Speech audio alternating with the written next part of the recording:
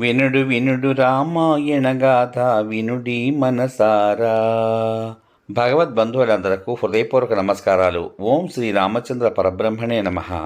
శ్రీరామ రామ రామేతి రమే రామే మనోరమే సహస్రనామ తత్తుల్యం రామనామ వరాననే. శ్రీ వాల్మీకి రామాయణం బాలకాండము 22వ సర్గయందలి 1వ శ్లోకం నుండి 23వ శ్లోకం వరకు గల అన్ని శ్లోకముల యొక్క వచన భావసారాన్ని దశరథుడు రామలక్ష్మణులను విశ్వామిత్రునితో పంపుట అనే కథగా విందాం. వశిష్ఠుడు ఆ విధంగా పలుకగా దశరథుడు సంతోషించి లక్ష్మణ సమేతుడైన శ్రీరాముని స్వయంగా పిలుచుకుని వచ్చాడు. కౌసల్య దశరథుడు రామునకు స్వస్త్యయనము చేశారు. వశిష్ఠుడు మంగళకరమగు మంత్రోదకాలతో రాముని అభిమంత్రించాడు. దశరథుడు ఆ ప్రియపుత్రుని శిరస్సుపై వాసన చూసి ముద్దు పెట్టుకున్నాడు. చాలా సంతోషించిన హృదయంతో అతనిని విశ్వామిత్రునకు ఇచ్చాడు. కమలలోచనుడగు రాముడు విశ్వామిత్రుని అనుసరించగానే వాయువు పరాగము లేక సుఖస్పర్శకరమై వీచింది. మహాత్ముడైన విశ్వామిత్రుడు బయలుదేరగానే గొప్ప పుష్పవర్షం కురిసింది. దేవతలు దుందుబులు మ్రోగించారు. దశరథుని ప్రాసాదంలో కూడా శంఖ దుందుబిధ్వనులు మిన్నుముట్టాయి. విశ్వామిత్రుడు ముందు నడవగా అతని వెనుక ధనుర్ధారుడైన రాముడు, అతని వెనుక కాకపక్షధారియు అంటే జునపములు గలవాడు ధనుర్ధరుడు అయిన లక్ష్మణుడు వెళ్ళారు. 2 అమ్ముల పొదులను ధనస్సును ధరించిన ఆ రామలక్ష్మణులు 3 తలలు గల సర్పాల వలె ఉన్నారు. వారు నడుస్తూ ఉండగా 10 దిక్కులు ప్రకాశించాయి. అట్టి అనల్పరూప వీర్యాది సంపన్నులైన రామలక్ష్మణులు విశ్వామిత్రుని అనుసరించి వెళ్తున్నప్పుడు 2 అశ్వనీ దేవతలు బ్రహ్మదేవుని వెనుక నడిచిపోతున్నారా అన్నట్లున్నది. బాలురైన ఆ రామలక్ష్మణులు ధనుస్సులు ధరించి ఉన్నారు. చక్కగా అలంకరించుకున్నారు. వ్రేళ్లకు ఉడుము తోలుతో చేసిన తొడుగులను ధరించారు. ఖడ్గాలను ధరించి ఉన్నారు. గొప్ప కాంతితో ప్రకాశిస్తున్నారు. చక్కని ఆకారంతో ఒప్పారుతూ ఎట్టి దోషములు లేకుండా ఉన్నారు. అపూర్వ సౌందర్యంతో అగ్ని నుంచి జనించిన స్కంద విశాఖులు అచింత్య ప్రభావుడగు ఈశ్వరుని అనుసరించి అతనిని ప్రకాశింపచేసినట్లుగా వారు విశ్వామిత్రుని అనుసరించి వెళ్తూ అతనిని ప్రకాశింపచేశారు. 1.5 యోజనముల దూరం నడిచి సరయూ దక్షిణ తీరం చేరిన పిమ్మట విశ్వామిత్రుడు రామా అని మధురంగా పిలిచి ఈ విధంగా అన్నాడు. వత్స, ఆచమనం చేయుము. మంత్రముల సముదాయమును బల అతిబల అనెడు విద్యలను ఇస్తాను, తీసుకోనండి. ఈ విద్యలు గ్రహిస్తే నీకు శ్రమ గాని జ్వరము గాని రూపంలో మార్పు గాని కలగదు.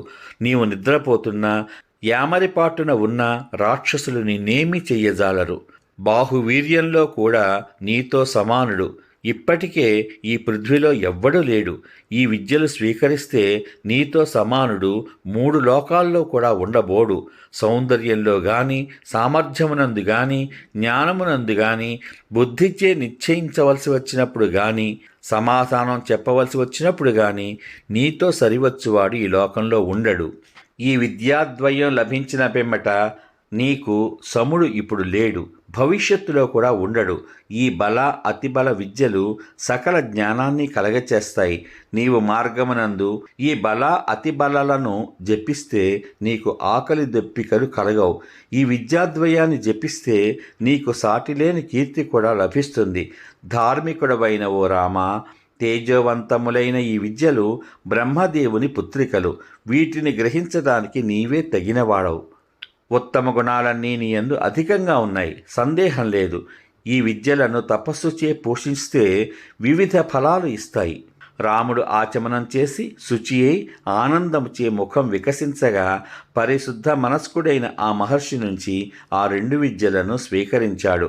అధిక పరాక్రమశాలి అయిన రాముడు విద్యలను గ్రహించిన పిమ్మట విశ్వామిత్రుని విషయమున మంత్రాచార్యుని విషయమున ప్రవర్తించవలసిన విధంగా ప్రవర్తిస్తూ శరత్కాలమునందు సూర్యుడి వలె ప్రకాశించాడు. వారు ముగ్గురు ఆ రాత్రి సరయూ తీరములో సుఖంగా నివాసం చేశారు. రామలక్ష్మణులు పూర్వమెన్నడూ అలవాటు లేని తృణశయనం అంటే గడ్డి పరుచుకుని చేసుకున్న పక్క మీద కలిసి నిద్రించారు. విశ్వామిత్రుని బుజ్జగింపు మాటలచే వారికి ఆ రాత్రి కూడా సుఖంగానే ఉన్నది. సమాప్తం. ఇంతవరకు మీరు శ్రీ వాల్మీకి రామాయణం బాలకాండం 22వ సర్గ యందలి 1వ శ్లోకం నుండి 23వ శ్లోకం వరకు గల అన్ని శ్లోకముల యొక్క వచనభావ సారాన్ని దశరథుడు రామలక్ష్మణులను విశ్వామిత్రునితో పంపుట అనే కథగా విన్నారు. రేపటి భాగంలో శ్రీ వాల్మీకి రామాయణం బాలకాండం 23వ సర్గ యందు గల 1వ శ్లోకం నుంచి 22వ శ్లోకం వరకు గల అన్ని శ్లోకముల యొక్క వచనభావ సారాన్ని రామలక్ష్మణ సమేతుడైన విశ్వామిత్రుడు కామాశ్రమమున రాత్రి విశ్రమించుట అనే కథగా విందాం.